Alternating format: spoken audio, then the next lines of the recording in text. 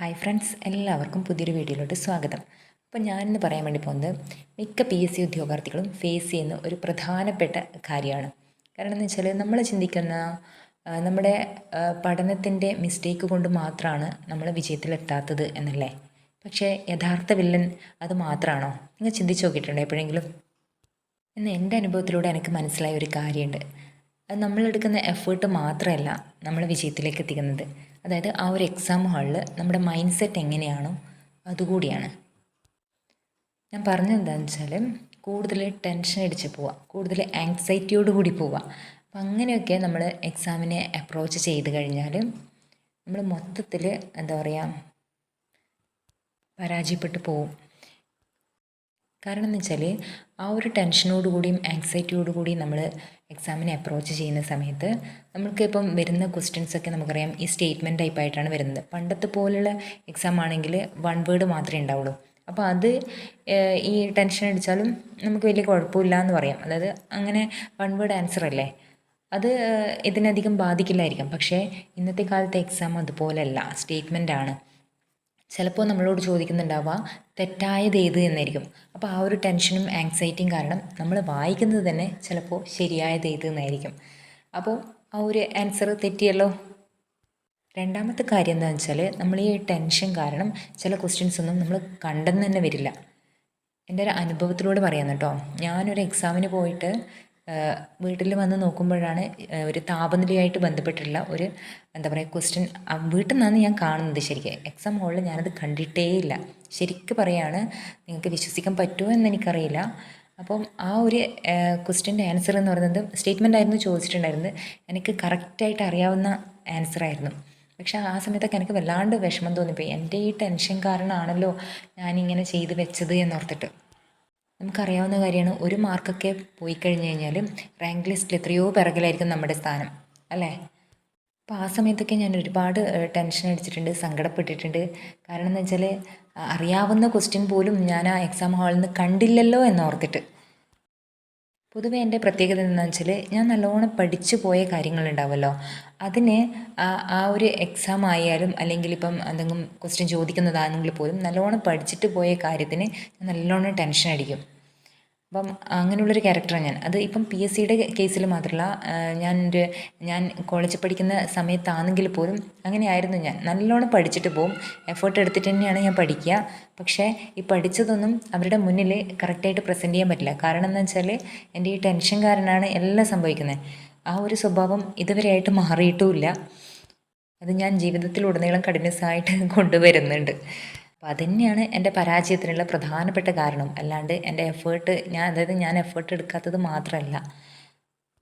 പിന്നൊരു കാര്യം എന്ന് വെച്ചാൽ നമ്മൾ ഈ ടെൻഷൻ അടിക്കുന്ന സമയത്ത് എന്താ പറയുക, എക്സാം ഹാളിൽ ഇരുന്നിട്ട് ക്വസ്റ്റ്യൻസ് നോക്കുമ്പം ആൻസർ അറിയായിരിക്കും. പക്ഷേ ബബിൾ ചെയ്യുമ്പം നമ്മൾ മാറിപ്പോവും, നമുക്ക് തെറ്റിപ്പോവും, നമ്പർ തെറ്റിപ്പോവും. അങ്ങനത്തെ ഒരു പ്രശ്നം നിങ്ങൾക്ക് ആർക്കെങ്കിലും വന്നിട്ടുണ്ടോ? വന്നിട്ടുണ്ടെങ്കിൽ കമൻറ്റ് ചെയ്യണേ. അപ്പോൾ ഇത്തരത്തിലുള്ള ഒരുപാട് പ്രശ്നങ്ങൾ ടെൻഷനും ആങ്സൈറ്റിയും കാരണം നമുക്ക് എക്സാം ഹാളിൽ സംഭവിക്കുന്നുണ്ട്. അപ്പോൾ ഇപ്പം നിങ്ങൾക്ക് മനസ്സിലായി കാണില്ല, ഏറെക്കുറെ മനസ്സിലായി കാണും. എന്താണെന്ന് വെച്ചാൽ നമ്മളെടുക്കുന്ന എഫേർട്ട് മാത്രമല്ല, എക്സാം ഹാളിൽ നമ്മുടെ മൈൻഡ് സെറ്റ് എങ്ങനെയാണോ അതുകൂടി ആശ്രയിച്ചിരിക്കും നമ്മുടെ വിജയത്തിനെ. പിന്നെ വേറെയുള്ളൊരു കാര്യം എന്ന് വെച്ചാൽ നമ്മൾ അറിയാത്തത് കൂടി ബബിൾ ചെയ്യാൻ വേണ്ടി നിൽക്കും. അതായത് ചില ആൾക്കാർ ഈ 1 മണിക്കൂർ കൊണ്ട് ഏകദേശം അറ്റൻഡ് ചെയ്ത് വെച്ചിട്ടുണ്ടാവും. പക്ഷേ കാൽക്കുലേറ്റ് ചെയ്തിട്ട് അവർ വിചാരിച്ചത്ര നമ്പർ അവർക്ക് അറ്റൻഡ് ചെയ്യാൻ വേണ്ടി പറ്റിയിട്ടില്ല എങ്കിൽ അവരെന്ത് ചെയ്യുന്നത് വെച്ചാൽ അറിയാത്തത് കൂടി ബബിൾ ചെയ്യാൻ വേണ്ടി ശ്രമിക്കും. അപ്പോൾ അങ്ങനെ ശ്രമിക്കുന്നതുകൊണ്ട് എന്താ പറ്റുക, നെഗറ്റീവ് മാർക്ക് വാരി കൂട്ടുവാന്നേ ഉള്ളൂ.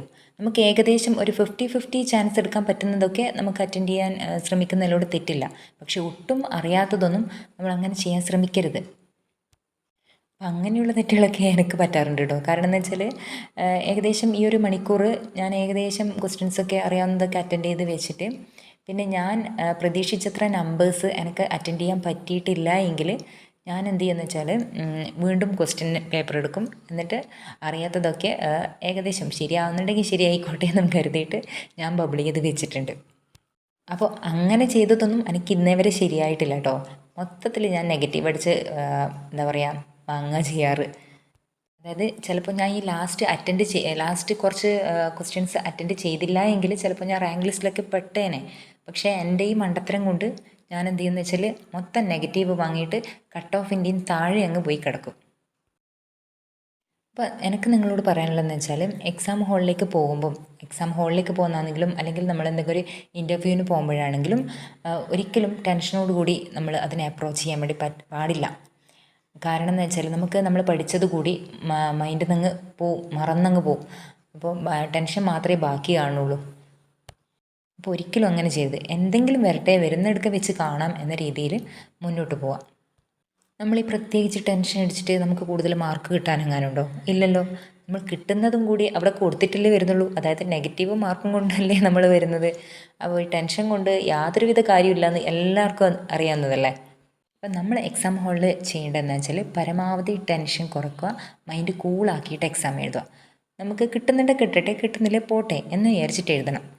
ഇനിയും ഒരുപാട് എക്സാം നമുക്ക് എഴുതാനുണ്ടല്ലോ. അപ്പം അങ്ങനെ ആ ഒരു മൈൻഡ് സെറ്റിൽ പോയിട്ട് എക്സാം എഴുതാം. പിന്നെ വേണ്ടുന്നതെന്ന് വെച്ചാൽ നമുക്കറിയാവുന്ന ക്വസ്റ്റ്യൻസ് മാത്രം അറ്റൻഡ് ചെയ്യുക. കാരണം ഇന്നത്തെ കാലത്ത് എക്സാം അങ്ങനെയാണ്. സ്റ്റേറ്റ്മെൻ്റ് ആയതുകൊണ്ട് നമ്മൾ എന്താ പറയുക 50-50 ചാൻസ് എടുക്കുന്നതൊക്കെ എന്താ പറയുക, അതൊക്കെ ചിലപ്പോൾ തെറ്റാനുള്ള ചാൻസ് കൂടുതലായിരിക്കും. അതുകൊണ്ട് അങ്ങനെയുള്ള കാര്യങ്ങളൊക്കെ പരമാവധി ഒഴിവാക്കുക. അറിയാവുന്ന ക്വസ്റ്റ്യൻസ് മാത്രം അറ്റൻഡ് ചെയ്ത് വരിക. ഓക്കെ, അതിപ്പോൾ എത്ര കുറവ് നമ്പേഴ്സ് നിങ്ങൾ ക്വസ്റ്റ്യൻസ് അറ്റൻഡ് ചെയ്താൽ പോലും അറിയാത്തതിലോട്ട് പോവരുത്. മൈൻഡ് കൂളാക്കിയിട്ട് എക്സാം എഴുതുക. ഓക്കെ, അപ്പോൾ നിങ്ങൾക്ക് എത്ര പേർക്കുണ്ടോ ഇതുപോലുള്ള അനുഭവം കമൻറ്റ് ചെയ്യണം കേട്ടോ.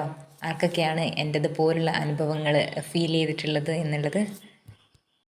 വീഡിയോ ഇഷ്ടപ്പെട്ടിട്ടുണ്ടെങ്കിൽ ലൈക്ക് ചെയ്തും കമൻറ്റ് ചെയ്തും സബ്സ്ക്രൈബ് ചെയ്തും എന്നെ സപ്പോർട്ട് ചെയ്യണേ. പുതിയൊരു വീഡിയോ ആയിട്ട് വരാം കേട്ടോ. പിന്നെ ടെലഗ്രാം ഗ്രൂപ്പിൻ്റെ ലിങ്ക് താഴെ ഡിസ്ക്രിപ്ഷൻ ബോക്സിൽ കൊടുത്തിട്ടുണ്ട്. Okay, by.